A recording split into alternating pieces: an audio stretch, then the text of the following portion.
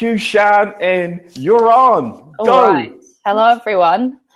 Good morning. So I'm in New York today, and I think Pat is in Wellington. So super excited today to have Pat Macfie with us. He is the Global Media Director at Xero, a company that most of you know, or you should know. He's being silly, and this is going to be an entertaining webinar based on the chat that we've just had.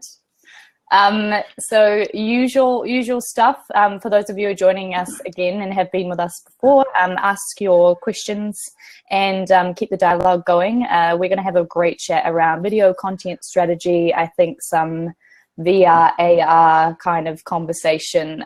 Super excited to maybe dispel some of the hype and the myths going on. Can we do shout outs? Sorry, I'm interrupting. We can do shout outs, sure. What's up? Shout out to Hamish McGregor, Anna Hood, Chris. But then what if everyone feels left out? Oh, we just go through them. How do you say that name? Balaz. Yo, Balaz. Did you get it right? I hope so. Pat, do you want to introduce yourself? You just introduced me. But you're a bit of a guru. And so outside of Xero, who are you? Outside of Xero, who am I? Yeah. Why don't you just start with the hardest question in the world? Because it's the best question. We need to know where you're coming from. Damn. You know what? Outside of Xero, I'm a family man. I'm a dad that balances, tries his best to balance the demands of, an incredibly challenging role here at Xero, with a young family and a passion and love for New Zealand and our culture and Maori culture and small business and entrepreneurs and storytelling and journeys. And I think at the guts, and speaking of guts, it's starting, it's getting a bit wider as the years go by. But at the gut, I'm a creative, so I just love the creative process, whatever that is, and however I can apply it. And at the moment, I apply that creative process and that creative trade, inside of what I do here at Xero.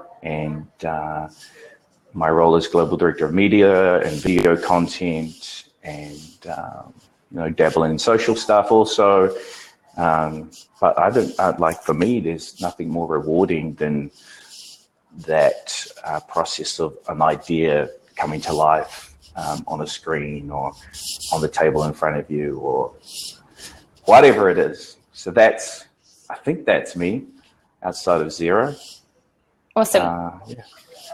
I'm going to just keep with questions. So I guess, what do you think the role is of storytelling in companies? And maybe we can start there, and how can they sort of use that as a platform? What is the role of storytelling in companies? I mean, it's a multidimensional thing, right? It's about allowing your customers and people that engage with your brand to really understand who you are and what you stand for. I think that's a big thing. I think the power of storytelling is the ability to engage people at an emotional level. And I think probably that's one of the things that's often overlooked when you're in the day-to-day just throng of producing content at scale. And one of the things that I'm really big of inside of our team is really a dedication to the craft of storytelling and improving your craft every day, aiming and aspiring to, just develop the nuance of storytelling, more sophistication and richness, but in a way that results in stuff being really simple and easy to understand and engaging. So I think at the heart of it, that's what it's about. But, you get into where is the appropriate place for it to sit when you begin to talk. When you think about video and storytelling, I think people automatically flip to, it's a 3-minute video kind of a thing, or it's a long format piece of content kind of thing. And I think, what goes amiss sometimes is that, the challenge is to tell a story in 5 seconds now, or in 15 seconds.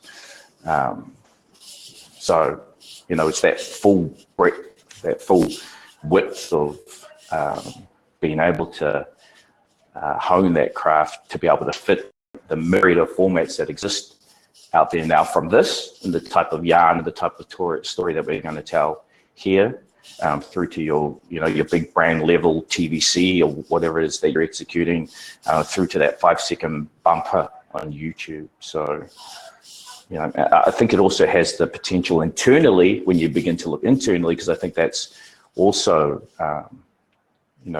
equally as important in terms of storytelling, is to really galvanize your values, what you stand for inside of your organization, and the ability to build a folklore, a lore, a legend around the values of your organization, so that everybody can, have that point of reference and understand what you stand for on a daily basis. So when the grind gets hard, you can fall back on those things that really connect to those emotional triggers that you live into every day, through the stories that have been established in the folklore of your brand and in your company.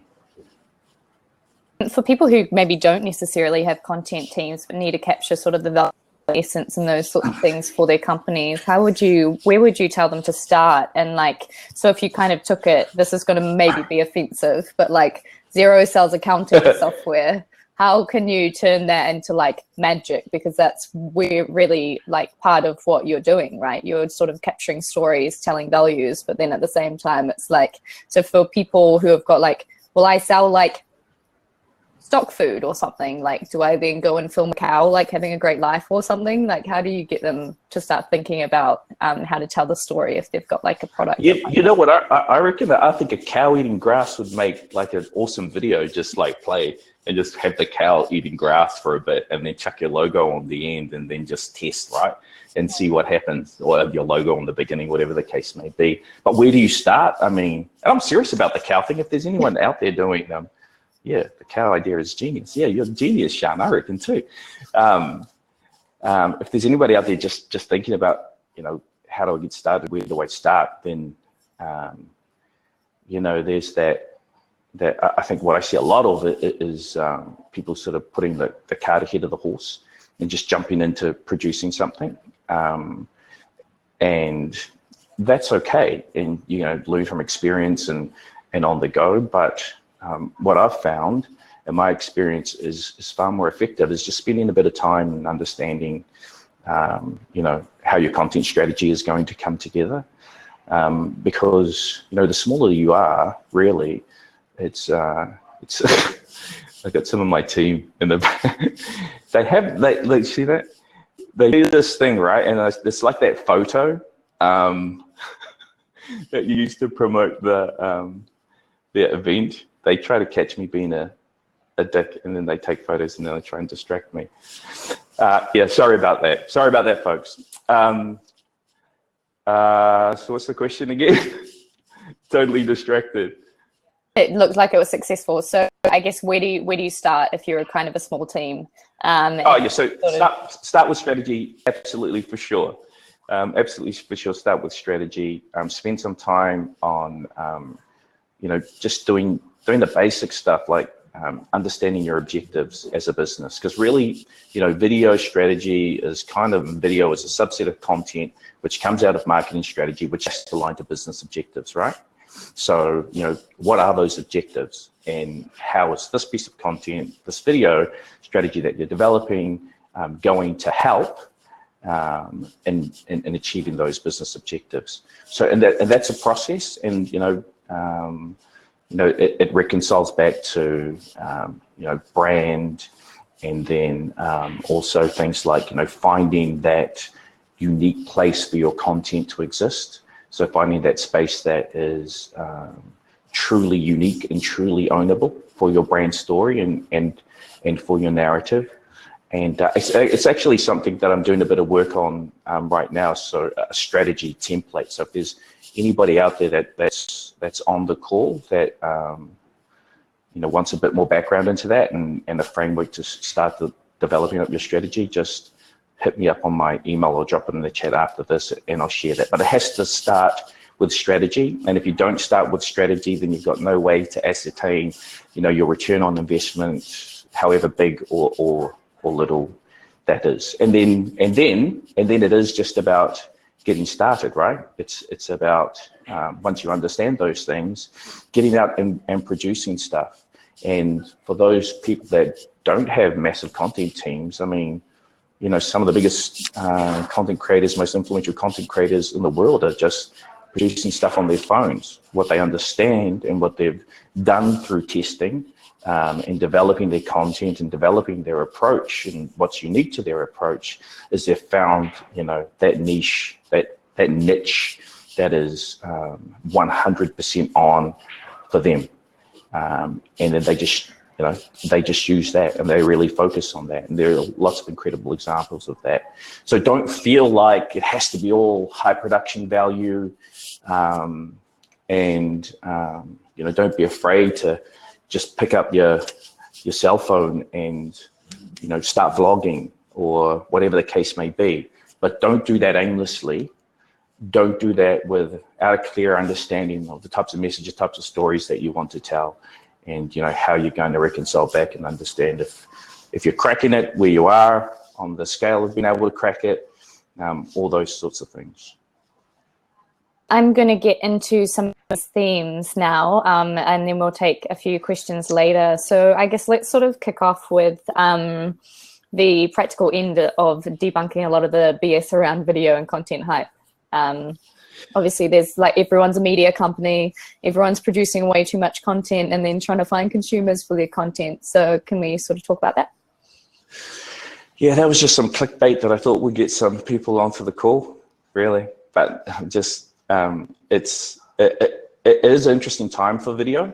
It's a super interesting time because it is, as you say. I mean, I know it's a really common term, but people talking about becoming their own media companies, I think that's, that phrase is born out of convenience, and it's kind of, from my perspective, it's a little bit lazy because a brand stands for so much more than, a media company. A media company is just kind of like delivering stories, and, I think that brands and sort of storytelling, there's so much more responsibility that's incumbent on them than to behave like media companies. I think it goes back to that thing in the beginning that we talked about. It's definitely people are coming content companies and storytellers. I think is a better approach, because there's just so much content, right? We produce a lot of content, and if you think about the way that technology and platforms are moving, and the development of things like Watch on Facebook, and all of a sudden now, as a business, you're forced to compete with very large global entertainment, sports brands for the attention of the customer. So really, I think that, and this is a big part about why I really believe people need to focus on strategy, is you really need to find that niche that you can dial in on, right? Because I think that there's a big part of the current narrative that's about content at scale and consistency, and people, I think, take that a little bit the wrong way, to be like, I've got to smash the stuff. And you hear stories about the likes of BuzzFeed and others producing upwards of a couple of hundred pieces of content a day per region, and there's no way that you can compete with that. So, really having an understanding of what's unique and beautiful about what you do, focusing on that, and then using those global platforms to identify those audiences was one of the magnificent benefits of platforms like Facebook and others, is that you can get really micro on your targeting, right? And you can test it on you know, guys that are truck drivers that own their own truck driving business that drive between LA and Vegas. And, you know, you can test your creative with those people. Really target them through global platforms like Facebook. And then once you nail the message, scale it out. And I think that's a little bit of how, you know, smaller operations can begin to compete on that basis. But it's just like, there's so much, to debunk. I think that, you know, I don't think that, you know, as business owners or as content creators, you know, we have to be cautious about drinking too much of the Kool-Aid that some of the platforms and channels, you know, put in front of us, and that this next format is the next hype thing that you have to, you know, engage with. I see the value in really short format content as advertising. The challenge is to, you know, create stories around that type of format that, you know, are true to your brand and that are going to stand for the things that you want them to stand for. But then in saying that, you know, the delivery of that content is still, you know, a lot of it's based around interruption advertising, right? It's just like I'm watching my video of the highlights from an NBA game or some funny fail video, and then I see a countdown, and then I get an ad in the middle of it, and it's just like old school television. And I don't know that that's an experience that I want my brand associated with, right? Especially in an environment, you know, where your feed is orchestrated and engineered to be very personal and highly contextual to you. And I mean, it could be a positive thing from an advertising perspective, but for me, it's just like, this is annoying. This is interruption advertising like the good old television days. And I think that, you know, we just need to have a bit more of a hacker's mentality around how we can get stuff in front of people, right? Because that's what we're thinking about right now at Xero. We're thinking about how do we hack marketing, and you know this, right? We're thinking how do we hack this thing? Because, you know, the deal with digital is that once you start operating at scale inside of this stuff, is that it nearly becomes like a sum where you can estimate if this goes in, this much volume, this much scale, this much budget goes in at the front, then this comes out at the end. And I think anybody can do that calculation. So then if you're planning a big part of your growth off the back of digital, then you can do the math and go, well, crap, it's actually incremental return on value. So I need XYZ amount of dollars to reach this growth target and that number of customers. No way I can spend that amount of money. And that's if conditions remain the same. But we all know that that's going to change every day as well, right? So. Thanks. So you know how people are starting to obviously, well, people with global brands, and obviously all the algorithms across most social media platforms, like it's almost impossible to compete in both. Like organic's just gone, and then advertising's just becoming more expensive. One of the kind of inklings that I had the other day, I'm part of a lot of Facebook groups, and I was like, oh, well, if you find the Facebook group that's specifically your community, they should be maybe wanting to see your content anyways. Do you think there's more of a future in sort of like brands growing their communities, delivering content to that community, and then they don't really have to compete because they're kind of in their own chamber in a way, so they actually just have to focus on like delivering kind of to their bullseye of who their perfect fit is, and then become a vacuum for those people? Yeah, absolutely. All of those things, absolutely. And for me, it's kind of weird that groups have become the thing that, because groups were before pages, right? So there were groups that pretty much functioned as they did now, and you could surface every bit of content that you created to your group, and then they created pages, and then the whole game changed, and now they've allowed groups to come back. And look, there's tremendous value inside of groups, and I'm a member of a number of groups that reflect, you know, my personal interests and business interests as well. So I think groups is a fantastic example. There's like, and that's where you have to stay on top of what's happening with these platforms. I think Instagram stories is another tremendous example of being able to surface your content in real time, you know, to your audience, and people really get to see all of your stuff. And I think that Insta story feed now is far more important to me than the actual news feed on Instagram. So, I'm all over that. And the algorithms and Facebook is now testing the Explore tab, and in 6 countries now, they're testing. So all branded content that's organic is going to be moved, or brand content that's organic is going to be being moved to the Explore tab. And, go find your Explore tab now, tell me where it is, and tell me how many times you've been in there. And that's where your organic content is going to end up, right?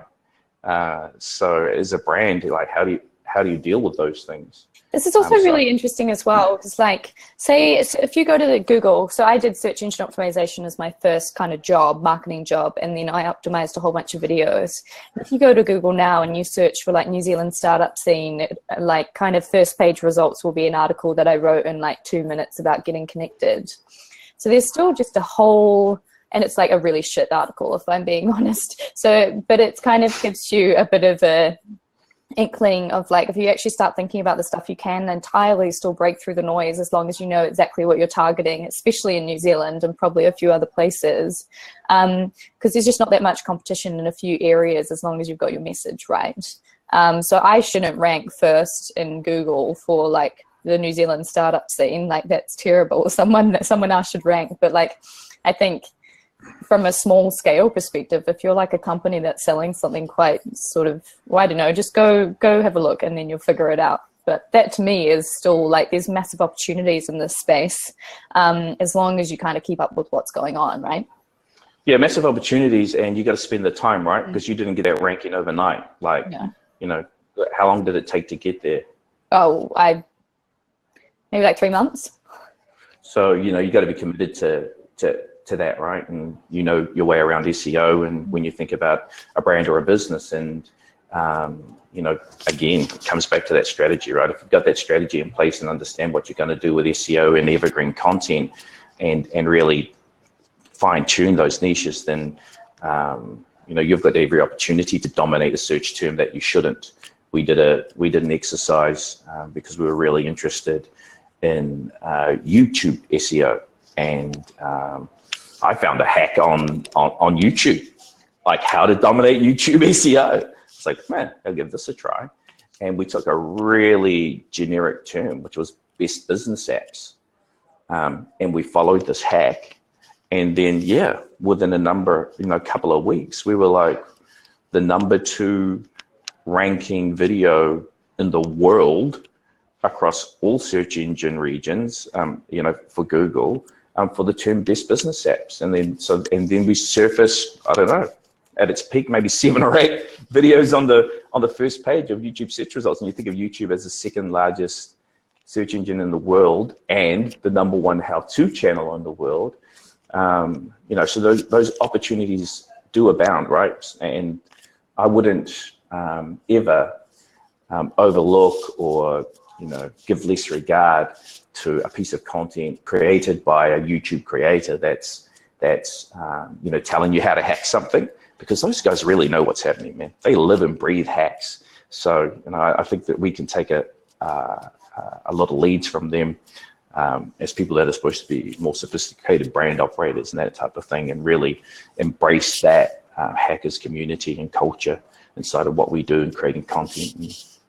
Awesome. So I guess I'm going to move on to the next point, but kind of to summarize, it's basically strategy first, understanding your customer and the people that you really want to reach, create for that, and then hopefully you'll kind of attract more. And is there a sort of sense of find the negative space where people aren't playing big brands, so you can compete in your own kind of room in a sense? And then, did I kind of miss anything? Yeah, I think that's it. I think that, but I would really emphasize really finding that niche, but also finding your story, finding your unique lens on your story that's that your competitors can't easily copy. And in this day and age of social where content is ubiquitous, I really believe that you have to be brave to get cut through here, you're gonna, in this day and age, you can't do what everybody else is doing, right? You need to have an approach that is, you just can't be a chicken. You just need to try things, and when you're small enough, you can. Yeah, be a brave cow. Don't be a chicken. What are some examples of things that Xero's done, not being a chicken, kind of in your guys' space? Oh man, we gave that chicken, but internally, we challenge ourselves every single day to really extend around what the brand means, and how we bring that brand vision to life. And then inside of what I do in video and delivery of that content into social, the challenge for us always is to get cut through in a way that remained on brand and on message and aligned to the current platforms and messaging platforms that we have in the market. And so, those things are always a really big challenge for us. How do we get around it? I mean, one of the beautiful things about Xero is just our organizational structure and this value that we have around challenge, and the ability for anybody to challenge anything, and really, if you have a great idea, and if you think it's something that can help move the brand forward, or get more cut through for what it is that you're doing, then you're encouraged to really bring it to the table. But the process of navigating messages and current brand platforms is a challenge, right? Inside of a growing organization. It's always a challenge, and it's something that we're working out. We certainly, we don't have the magic formula, but if you stop challenging, if you don't have a spirit that propagates challenge, then you just die, right? So you have to continue to try every single day, because if you don't, then I don't want to die wondering. I mean, I love what this company stands for, and I'll purposefully disrupt every day if it means that we can achieve something greater than what we're currently doing, that's in line with the objectives of the business and where we want to go. But tough as, bro, tough as. So I guess for the marketing sort of part of this, we've sort of said, and we've done a good segue, which is like, how do you challenge normal brand conventions? So what are some of those sorts of opportunities so that you can break new ground and uncover like more? Stories, right? I think there's fundamentals to this, and I think storytelling is a major way that you can begin to challenge in a really smart way some of the existing brand conventions, and open up people to stories that may not necessarily be on brand, but explore wider issues. So one of the big ones in the world at the moment is the role that artificial intelligence is going to play in our future. And so we can choose to own the happy, joy part of that narrative and paint our our picture of the world and in all its glory. But I also think part of the responsibility that we have as we explore technology and how it's going to be used in the future is to really explore and have conversations around some of the things that freak us out, right? And if we don't have those conversations about the things that really freak us out, then the danger is that those things can actually become what our future looks like. So the power of storytelling to really fully explore some of the big issues inside of the world or market or vertical or whatever it is that you operate in, I think that's a real powerful mechanism to begin to test and expand the parameters within which your brand operates. So we're doing that at the moment. the technology front with the virtual reality piece that we're producing. You know, and to be frank, I don't know if we'll see the light of day because, gosh, it's a collaboration piece that we're doing with a guy that won the award for Best Drama of the Year on Vimeo in 2016, and we gave him creative, you know, control. And he came back with this thing that was like, oh shit. I don't know if that's cool. That's certainly not what we say our view of the future is, but it's a view on the future that opens up the opportunity to have a really provocative conversation. We know when that goes out, for one reason or another, it's going to go like wildfire through our industry, right? Massive cut through. Are we willing to deal with the downside of that from people that aren't as far along the journey, that won't see it for what it is?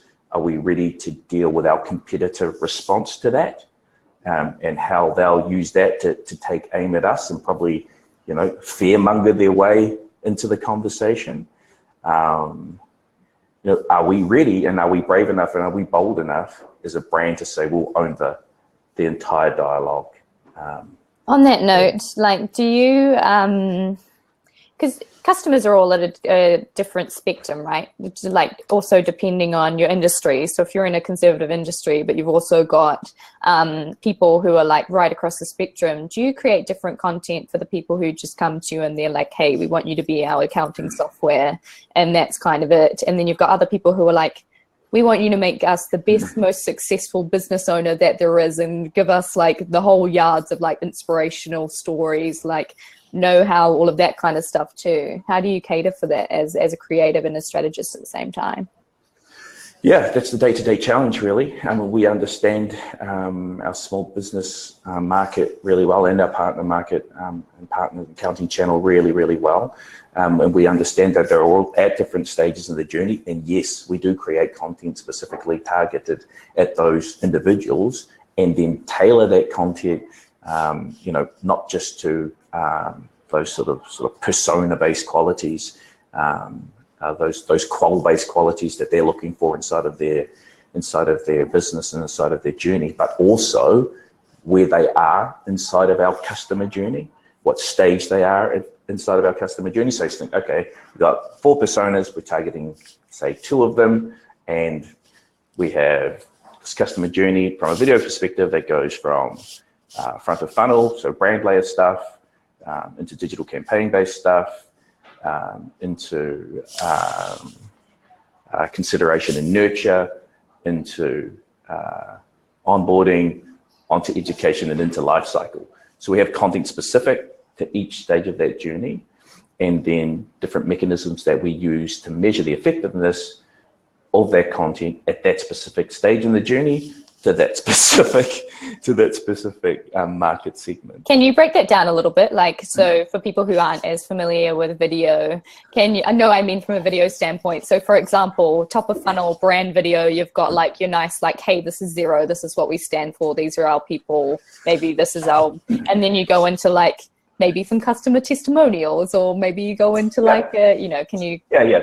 So would it be like, it would be like a brand layer message would be something that talks about our values and what we stand for and how we champion small business and their partners and advisors, but it's not getting into specifics of the product, right? It's not a explainer thing, it's a motive value-based thing that, you know, creates the halo under which everything that's more conversion focused operates and leverages. So that's that, you know, those nice warm fuzzy lemon Toyota ads from the 90s. I'm not going to say 80s because you don't remember them because you weren't born, but so it's also that nice warm fuzzy stuff, right? And then you know, you get a bit further down the journey, so they're engaging with that on screens, you know, in the digital space, and then the next step in that journey is, okay, let's get you into an explainer type video of, you know, how our product actually works, but let's do that in kind of a fun, brandy kind of a way,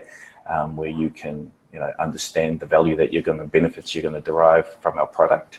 Then we get more contextual and that campaign piece might still sit on social. And the intent at that stage is to get you to our .com site where, yes, we'll get into a case study there, right? Because we've provided you with understanding values and benefits. So now let's provide you with some points of reference, people that you can relate to, understand how they're using the product, and so on and so forth. And it used to be that case studies were the one and all source of truth for all video content. It was a case study for every stage of the funnel. But we've found that they're far more effective in that nurture consideration phase. And then once we get you past that, we'll get you into the onboarding process, which is about being set up for success inside of the product and getting through that setup stage. And then once you're through that setup stage, understanding how to best utilize products and features. All this is video based. Everything I'm saying is a video. And then once you're through that and you've got a decent understanding of the product, then we'll get you into understanding of the different apps and partnerships and all that type of thing that you can plug into Xero to deliver additional benefits to the way that you're doing business. We'll keep you updated through video on all the latest features and releases. Just keep the whole thing tuning for you all the way through your customer journey. So video led right up the spine of the business. What's your kind of split when you're in the life cycle between like being inspiring and maintaining the brand piece through to like products and features? Because it's like for me now, kind of how I use it, I like understanding what's going on with the brand, but at the same time I'm like, well, I want to know how to reconcile this transaction to a outlier code or whatever it is kind of thing. So there's like those quite specific pieces that you kind of like the how-tos. Yep, the how-to stuff, how do you balance up the inspo and the brand back into the how-to stuff? It all comes from that culture and that strategy of understanding what we stand for, that unique lens through which we execute everything, which is about really for us story and creative execution. So those two things. So what I would hope that you see even inside of our how-to videos is evidence or themes through the way that we've constructed that video that have brand resonance about them. So there's a little bit of quirk inside of there. There's a little bit of happy. There's a little bit of joy. It's a how-to video, but it still needs to be aligned to that really unique proposition that we offer. So I try to bring that right. And that's one of the fantastic challenges that I really love about the work that we do is those really challenging formats. And how do you still educate, entertain, and inspire with something that's very practical and functional, and people are looking to figure out how they put a logo onto their invoice, right? Can you break that down? We've talked about this before, how you're like, you have to be entertaining. Can you break down your sort of 3 requirements of like, that we talked about ages ago? I think that'll be useful. Yeah, I think great content, I think the holy grail is to educate and to entertain and to inspire, right? But depending on where you are inside of the journey, you ramp up one of those values over the other, because if it's pure entertainment, then it's kind of like shits and giggles. If it's inspo, then that's great, but inspo to what end? And if it's education, that's great, but you just bore the shit out of me. So, reconciling those 3 things alongside your truly ownable, truly unique content value proposition, I think that's where the magic happens. That's where the sparkles. We should have had like Facebook filters or Snapchat filters we could put on here. That's where the magic really happens. I'll recommend it to the team. Okay, so I think that was great. How you guys are all very quiet. Let us know how you're going over there. We have a few questions. So obviously ROI on video and social. Social was a bit of a nightmare, then they figured it out, and now video's got the same thing where no one really knew how or what to do with regards to measuring. Can we talk a little bit about how you measure the ROI or get good ROI on your video investment? Yeah, I mean, it depends on where you are in the funnel, right? Like you can't have one set of ROI for everything relating to video. You need to, at the front of funnel, at the top of funnel, you need to have a look at traditional brand measures. So, brand awareness, unaided, aided, those are the types of things that you need to measure at a brand level, and that's a traditional thing, but you need to have that function in place and be able to plug video into that. Then as you move through the funnel, I mean, there are so many metrics available now. You put anything out onto one of those global platforms, digital platforms in particular, if you understand cost of production and all those types of things, the cost of delivering that product to that point in time, then what you're going to spend on budget is very, you can very quickly ascertain, what your ROI is and whether that's manageable or not. And so, that's where it's really good to have this pocket knife full of tools and approaches and formats that you can roll out and go, well, I just produced this really expensive $50,000, $100,000 piece of web content, and it hasn't really delivered on what I wanted. But hey, I've just tried out this video blog and or these Insta stories, and gosh, look at the results there. So it gives you direction and where you want to and where you should be focusing your efforts. So I don't think I don't think it's a thing anymore that measuring video ROI is tough, unless you're ad hoc about it. Unless you haven't done the groundwork, and that's when you get into trouble, right? Because so many people. That's one thing that I really would encourage people to do is don't just jump in there, spend a bunch of money, and figure out that you should have thought about it more deeply after you've blown your cash. Just do that little bit of work, because I just like see it too many times.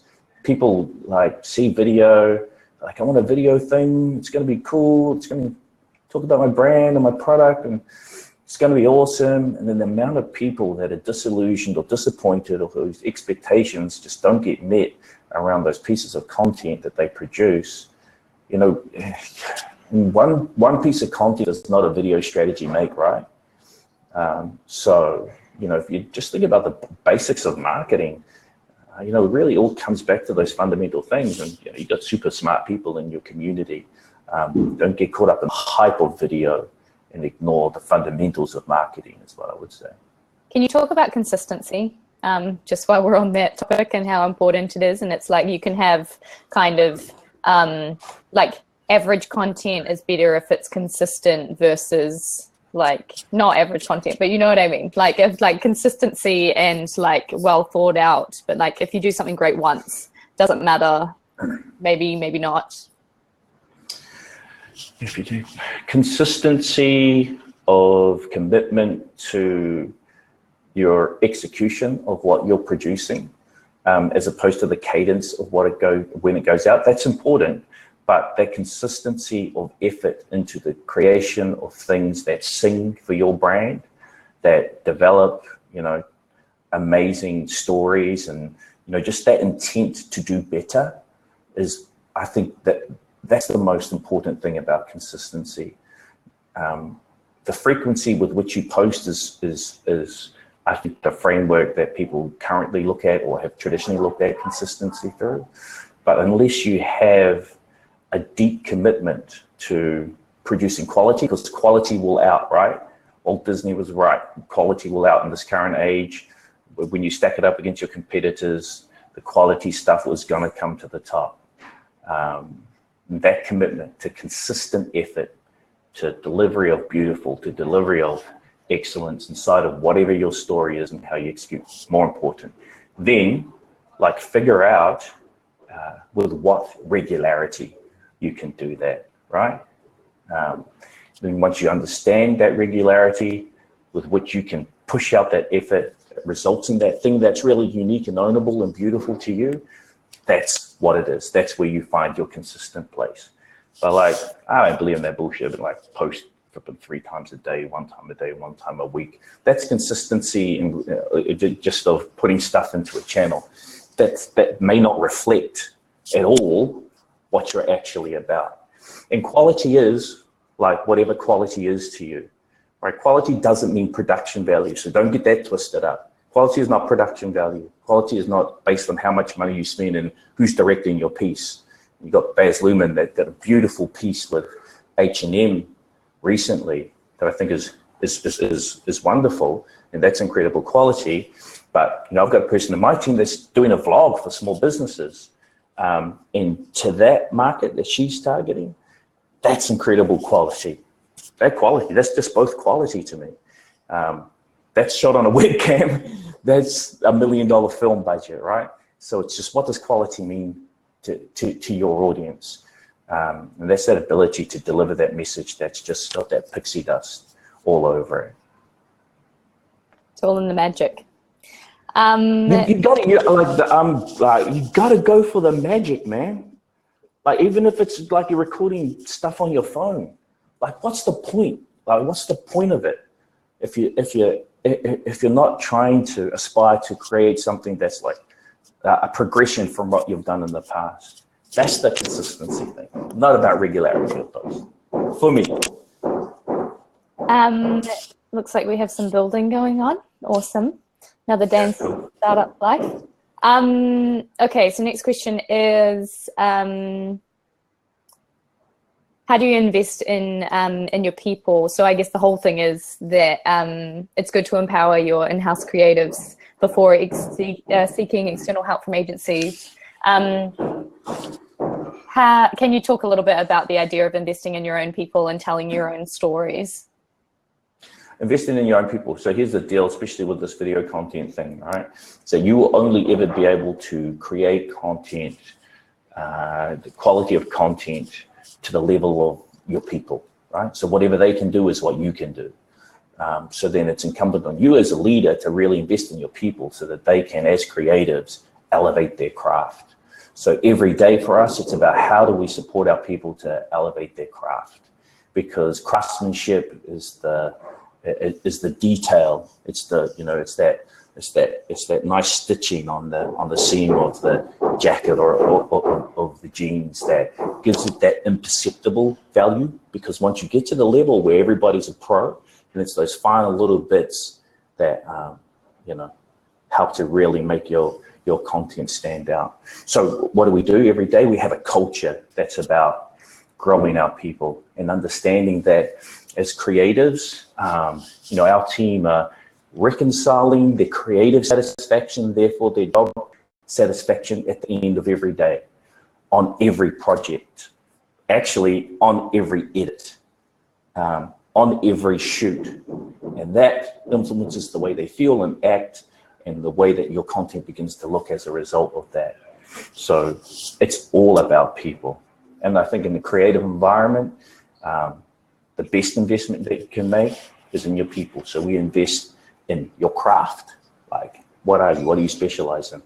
Are you a color grader? Are you a DOP? Are you a writer? What are you? So we invest in your craft. How do we hone that craft? Then we invest in creative. So giving people a framework to be able to think creatively on demand, laterally, to generate ideas on demand, to be able to sit there, think different in an instant, think laterally in an instant, but then be able to bring that back to an idea that's usable. So we foster this environment where we try to get people to learn the very basic tools and skills of creative thinking and lateral thinking, and then storytelling. No matter what you do, it's always about storytelling. And so, we're very purposeful about people, whoever it is in the business, being able to understand the basics of storytelling, like traditional storytelling, and story arcs and all those types of things. So a happy person inside of this team is somebody that's getting the opportunity to grow and to develop in that way. And if we achieve those things, then you see a really definable lift in the quality of the stuff you produce. Awesome. What's the biggest myth spread amongst content creators, in your opinion? What's the biggest myth? Okay, the content is the answer to everything. I think that's a myth. What is the answer to everything? What would you say, like, what do you think that kind of doesn't encompass or misses as a... I just think that people think you can content your way to everything, right? And that, you know, you can't ever look past the fundamentals of marketing and brand, right? And content, as I said, in that sort of hierarchy is just a subset of those things. And so certainly look for opportunities to fully leverage content, but don't do that in a way that just happens in an ad hoc manner that's not aligned to strategy and to business objectives. Because, you know, and like, expect to fail, man. Expect to fail with content because the stuff is hard. What does it say? Hi, Mum and Dad. Please help. He's holding us against our will. You're never going to live this one down. Okay, a few more questions. What are your views on nonlinear storytelling, transmedia in a marketing context? Nonlinear storytelling, transmedia. I feel like I read that term a couple of years ago somewhere. Nonlinear storytelling, yeah, all about it. I mean, it's just, you know, one execution or discipline inside of storytelling, right? And you need a command of all, you know, all the various forms and executions of storytelling, from classical to nonlinear. And I love the opportunity inside of nonlinear to really surprise people, like to mind beep them. And I think that the opportunity is inside of that surprise and delight, and those lateral story shifts is something that's really underutilized, because, you know, we have any video production companies on this list? There's a proliferation of companies out there that are just flogging content that is just all about, oh, this happened. Oh, really? With no storytelling craft, without the ability to add value to the narrative that or the brief that a customer brings to you. And I think, you know, that's one of the great dangers when you engage external video capability, is that as much as that they can point and shoot, make sure that they understand what they're doing with storytelling. Yep, I'm noticing the same thing. It's pretty interesting. Yeah. There's one popping up on every corner, right? Because, you know, the demand is so great. And I think it's their responsibility to actually, rather than just point and shoot, to really help set their clients up for success. And the first part of that needs to be that strategy, but or you're just revenue gathering, because a happy client is one that's set up for success and successful. So if you take that time at the beginning, you know, that's going to help differentiate you from everybody else out there. Do you think it's actually quite hard for like a video production, like an external, to come in and actually truly understand the essence of like your brand and your industry, or is that just up to you to write a really good brief? But both. It's super hard, and it's up to you to write a really good brief. So I've had a content production company for a number of years prior to working at Xero, and then I've been in Xero and worked with a lot of content production companies, right? And then so you're like inside, while you're, you know, when you're on the client side, like, oh my gosh, I've got to put these guys through a whole education process into what our brand and what it stands for, and, you know, we've got to commit time and investment to that, and that's tough. And then from the service providers perspective, a great brief is something that's really hard to come. It's really come across first up. You know what I mean? It's something that I think is a bit of a lost art. The quality of a brief and that ability to provide that creative insight, or the data-driven insight that you can leverage to create the unique and ownable idea, is something that I think we can all get a lot better on. If we nail those two things, then I think you start to see, or you do see, those brands and partnerships that do that get the results, a lot better results anyway. Where can people go to kind of find an idea of like what a great brief actually looks like for like a company that wants to get a video done about their like values or some kind of examples? That's homework, right? It's got to start with your own homework. So, I think the objective of a great brief is to translate as much information as succinctly as possible to the people that you're looking to provide the work, right?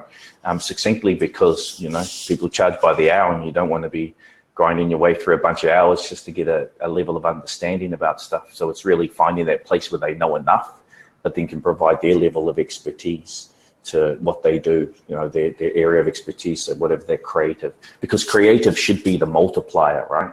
Incredible creative should actually multiply the investment that you make it. If your creative is only resulting in an incremental return on your investment, then your creative is not working. So it's that whole process of actually getting that external up to the level as quickly as possible, the understanding of the values, and then unleashing them to really do the best that they can for you on that brief. But just get stuff that matters out to you, right? Don't focus so much on the tactical stuff initially. Give them an understanding of your brand values, what you stand for, the culture that you want to propagate, inside of your brand, how you ideally visualize your brand would be received by your consumers. Give them all that soft stuff, and then give them the tactical stuff, but don't weight it too far in either way. Awesome. Last question is, what are some of the common mistakes companies make with video marketing outside of what we've already discussed? We discussed a big one. I'm just going to go back to that. That's a huge one. No strategy, die, waste your money, go waste your money, man. Go make some videos without a strategy, and then you might as well just get all your cash, put it into a pile, some lighter fluid on, let's light it up, poof, gone. I can't. You can't overlook that, even though that we've really talked about it. So that's the biggest one. What are some of the other mistakes people make? There's so many. I mean, not having enough amplification budget, not having a solid amplification approach, not understanding what amplification of your content is, because we've talked a lot about production, but really that's just to get your product to the place, or your piece of content to the place where it's ready for the world to receive it, right? But then you got to put the dollars behind it. So, having an understanding of that media part and how you're going to reach your audience, the dollars to do that, how you're going to do that from owned, earned, social, paid, all those types of things. Then what you're going to do with those people, what's your community management approach, what you're an expert in, and how then do you transfer those people into customers and raving advocates for your product or service. So, but that's all strategy, right? So, I guess in my last question, we probably go for another hour, but we won't. Who are some of your favorite? Oh, I'll let you go. I have a meeting in 1 minute. Go. Last question is. Who are some of your favorite brands that are doing this really well, in terms of video and using it in amplification and production? Man, I love Squarespace. I think Squarespace is cool. I love what they do. A lot of people are hating on the Dropbox stuff recently. I like some of their stuff, and I like the move to long format storytelling. I like what H&M have done with Baz Luhrmann and with Wes Anderson. I love brands that collaborate with creatives to discover a new space and a new place to interpret what they do in video. I think we're going to get bombed again. They are too. Okay. Okay. All right. Okay. Thanks so much. Gotta go. See you later. Bye. Bye. Bye. Thanks.